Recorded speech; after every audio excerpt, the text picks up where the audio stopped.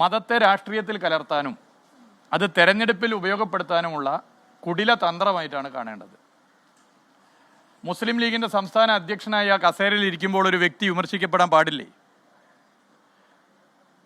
മുസ്ലിം ലീഗിൻ്റെ സംസ്ഥാന അധ്യക്ഷ പദവിയിൽ ഇരിക്കുന്ന ഘട്ടത്തിൽ രാഷ്ട്രീയം പറയുമ്പോൾ സ്വാഭാവികമായിട്ടും രാഷ്ട്രീയം പറയുന്ന സ്ഥിതിയുണ്ടാവും. അതെങ്ങനെയെങ്കിലും ഒരു പ്രത്യേക മതത്തിനെതിരെ എങ്ങനെയാണ് മാറുക? നമ്മൾ ഓർക്കുന്നില്ലേ 1991 അന്ന് ബേപ്പൂരിലും വടകരയിലും കോൺഗ്രസിനും ലീഗിനും BJPക്കും ഒരു സ്ഥാനാർത്ഥിയായിരുന്നു, ഒറ്റ സ്ഥാനാർത്ഥി. വടകരയിൽ അഡ്വക്കേറ്റ് രത്നസിംഗ് ആണെങ്കിൽ ബേപ്പൂരിൽ ഡോക്ടർ മാധവൻകുട്ടിയായിരുന്നു. ഡോക്ടർ മാധവൻകുട്ടിയുടെ പ്രത്യേകത, അന്ന് കേരളത്തിലെ ഓരോ പഞ്ചായത്തിലും കർസേവ ചെയ്യാൻ വേണ്ടി പോയ കർസേവകർ ഇഷ്ടികയുമായിട്ടാണ് പോയത്. ബാബരി മസ്ജിദ് തകർത്തതിന് ശേഷം രാമക്ഷേത്രം പണിയാൻ വേണ്ടിയിട്ടാണ് ഇഷ്ടിക. ആ ഇഷ്ടിക നൽകുന്ന ഒരു പരിപാടിയെ ഇഷ്ടികദാന യാത്ര എന്നാണ് അന്ന് വിശേഷിപ്പിച്ചത്. ആ ഇഷ്ടികദാന യാത്ര കോഴിക്കോട് മുതലക്കുളത്ത് ഉദ്ഘാടനം ചെയ്തയാളാണ് ഡോക്ടർ മാധവൻകുട്ടി. അത് കഴിഞ്ഞ് മാസങ്ങൾ കഴിഞ്ഞപ്പോൾ അദ്ദേഹം ബേപ്പൂർ നിയോജക മണ്ഡലത്തിൽ കോൺഗ്രസിൻ്റെയും ലീഗിൻ്റെയും BJPയുടെയും പൊതു സ്ഥാനാർത്ഥിയായി മത്സരിച്ചു. അന്ന് മുസ്ലിം ലീഗിൻ്റെ സംസ്ഥാന അധ്യക്ഷൻ ബഹുമാനപ്പെട്ട ശിഹാബ് തങ്ങളായിരുന്നു. ശിഹാബ് തങ്ങൾ അവിടെ വീട് കയറി പൊതുയോഗത്തിലൊക്കെ വന്ന് ഡോക്ടർ മാധവൻകുട്ടിക്ക് വേണ്ടി വോട്ട് അഭ്യർത്ഥിച്ചു.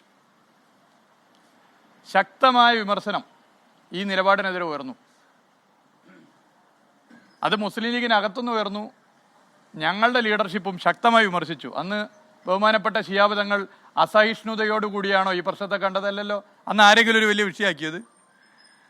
ഡോക്ടർ മാധവൻകുട്ടിക്ക് വേണ്ടി ബഹുമാനപ്പെട്ട ശിഹാബ് തങ്ങൾ വോട്ട് അഭ്യർത്ഥിച്ചതിനെ ആരെങ്കിലും അന്ന് അതിശക്തമായി വിമർശിച്ചതിനെതിരെ ഇത് ഒരു മുസ്ലിം മതത്തിനെതിരാണ്, ഇത് ആകെ പ്രശ്നമാണെന്ന് ആരെയും പറഞ്ഞോ?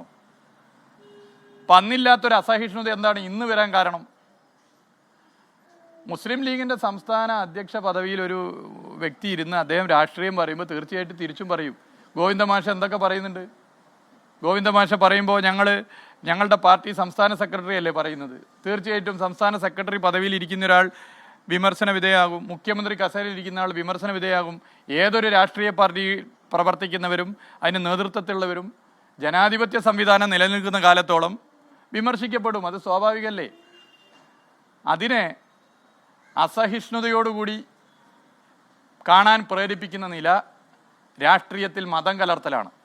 അതൊരു മതത്തിനെതിരാണെന്ന് വരുത്തി തീർക്കാനുള്ള പ്രതിപക്ഷ നേതാവിൻ്റെ ശ്രമം അത് ജനാധിപത്യത്തിന് നാണക്കേടാണ്. മതനിരപേക്ഷത ലജ്ജയോടുകൂടി കാണേണ്ട ഒരു സംഭവമാണ്. ഇത് വളരെ ബോധപൂർവമാണ്. അദ്ദേഹത്തിൻ്റെ സ്വന്തം പാർട്ടിയിലെ സംസ്ഥാന അധ്യക്ഷൻ ശ്രീ K. സുധാകരനെ വിമർശിച്ച അദ്ദേഹത്തിന് നിലവിളിയില്ല. എന്നാൽ മുസ്ലിം ലീഗ് എന്ന രാഷ്ട്രീയ പാർട്ടിയുടെ സംസ്ഥാന അധ്യക്ഷനാണ്. ആ രാഷ്ട്രീയ പാർട്ടിയുടെ സംസ്ഥാന അധ്യക്ഷനെ വിമർശിച്ചാൽ അത് വലിയൊരു കുഴപ്പമായി ചിത്രീകരിക്കാൻ ശ്രമിക്കുന്നത് എങ്ങനെയാണ് അംഗീകരിക്കാൻ പറ്റുക? വിമർശനത്തെ സഹിഷ്ണുതയോട് കാണാൻ പറ്റുന്നില്ലെങ്കിൽ അത് ശരിയായ ഒരു നിലയാണോ? അങ്ങനെയുള്ളവർ രാഷ്ട്രീയ രംഗത്ത് നിൽക്കാൻ പാടില്ല.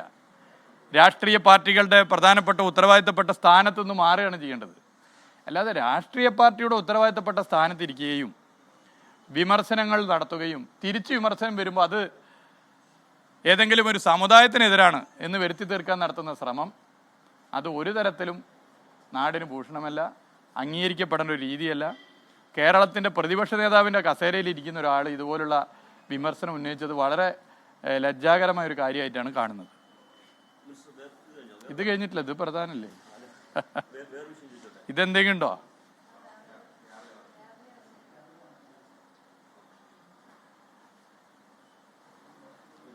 ഇതിലൊരു വിഷയം കൂടി, വിഷം തുപ്പുന്ന പ്രസംഗം നടത്തിയൊരു വ്യക്തിയാണ് BJP എന്ന് മാറി കോൺഗ്രസ് ആയത്. അതിൻ്റെ നിലപാട് ഞങ്ങൾ പറഞ്ഞു കഴിഞ്ഞു. അങ്ങനെ ഒരു വ്യക്തി പാണക്കാട് തറവാട്ടിലേക്ക് വരുമ്പോൾ നേരത്തെ നടത്തിയ പ്രസംഗം ഒന്നും തള്ളിപ്പറയാൻ തയ്യാറായിട്ടില്ല. അദ്ദേഹം അതിനുശേഷം നടത്തിയ പ്രസ്താവന നമ്മളൊക്കെ കണ്ടതാണ്. LDFനെതിരെ, ഇടതുപക്ഷത്തിനെതിരെ ശക്തമായിട്ടുള്ള വർത്തമാനം പറയുക ചെയ്തത്. അപ്പോൾ ഇതുവരെയും ഭൂതകാലത്തിൽ നടത്തിയ വളരെ ഗൗരവമേറിയ ചുട്ടുകൊല്ലണമെന്നുൾപ്പെടെ പറഞ്ഞ പരാമർശങ്ങൾ, ആ പരാമർശങ്ങൾ നടത്തിയ ഒരു വ്യക്തിക്ക് സർട്ടിഫിക്കറ്റ് നൽകുകയാണ്. ഇത് നാടാകെ അംഗീകരിക്കണം എന്ന് പറഞ്ഞാൽ അത് ഒരു ജനാധിപത്യ സംവിധാനത്തിൽ ശരിയാണോ? മതന്യൂനപക്ഷ വിഭാഗങ്ങളുടെ പൊതുബോധത്തെ ഞങ്ങളാണ് നിശ്ചയിക്കുക എന്ന് ആരെങ്കിലും തീരുമാനിച്ചാൽ അത് അംഗീകരിക്കപ്പെടുന്ന കാര്യമല്ല. അപ്പോൾ രാഷ്ട്രീയ രംഗത്ത് നിൽക്കുന്ന ആളുകളെ, അതും നേതൃപദവിയിൽ പ്രധാന സ്ഥാനം വഹിക്കുന്നവരെ വിമർശിക്കുന്നത് സ്വാഭാവികമാണ്.